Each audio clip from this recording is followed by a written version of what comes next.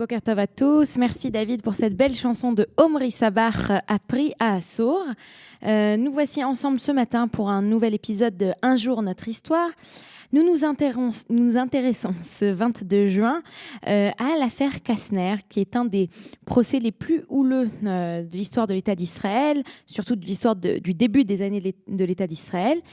Et donc nous repartons en arrière ce matin au 22 juin 1955. Alors, pour repartir au 22 juin 1955, il faut repartir quelques mois en arrière. Israël Kastner est alors membre du Parti travailliste de l'époque, le MAPA. Il s'est présenté aux élections, il n'a pas été élu, mais il va être nommé comme porte-parole du ministère de l'Industrie et du Commerce. Un matin de 1953, l'article qui fait la une du journal de droite Reroute fait fureur. Malkiel Grunwald, donc ce journaliste, accuse Kastner d'avoir collaboré avec les nazis, d'avoir favorisé le meurtre de juifs hongrois, d'avoir été le complice de l'officier nazi Kurt Becher du vol de biens juifs et d'avoir, après la guerre, évité toujours à ce même officier nazi Becher le châtiment qui lui était réservé. Alors les faits remonteraient à 1944. En mars de cette année, les Allemands prennent le contrôle de la Hongrie. Ils mettent très rapidement en place un plan pour exterminer les 800 000 juifs hongrois. Israël Kastner est à l'époque une personnalité importante de la communauté hongroise et il est nommé comme faisant partie du Judenreich. Pendant l'été 1944, il rencontre Adolf Eichmann, qui est chargé de la déportation des Juifs de Hongrie vers le camp d'extermination d'Auschwitz en Pologne.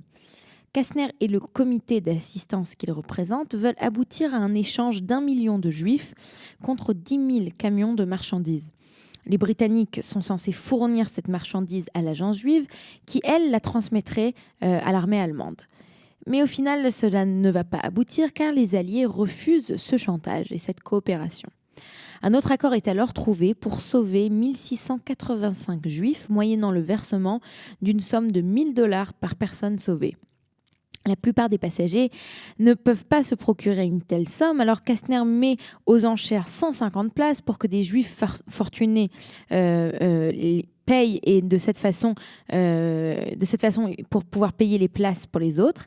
Et en plus, l'officier SS Kurt Becher, qui est donc l'envoyé de Himmler en Hongrie, insiste pour que 50 sièges soient réservés aux familles de personnes qui lui ont versé de l'argent personnellement afin d'obtenir de sa part certaines faveurs, moyennant la somme de $25 000 par personne. On parle vraiment de beaucoup d'argent, surtout que Becher, lors des négociations, il réussit à augmenter le prix de la place de $1 000 à $2 000.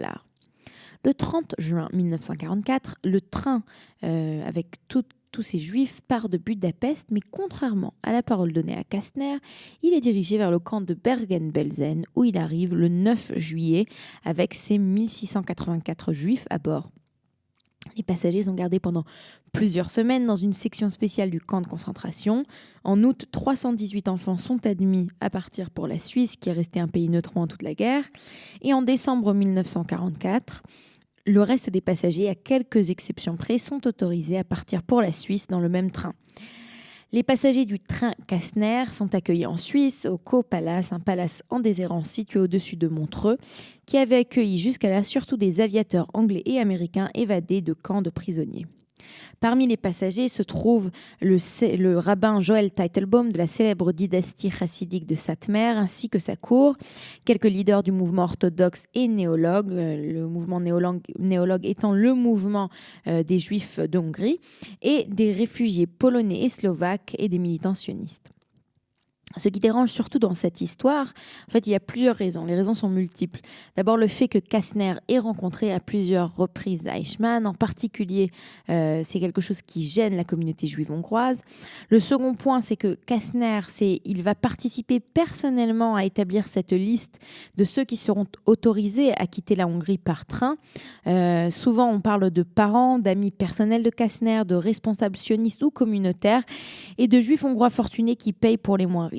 Enfin, même pendant les négociations, des milliers de juifs hongrois continuent d'être déportés vers le camp d'Auschwitz. Il faut rappeler que la déportation des juifs hongrois est la déportation la plus rapide, entre guillemets.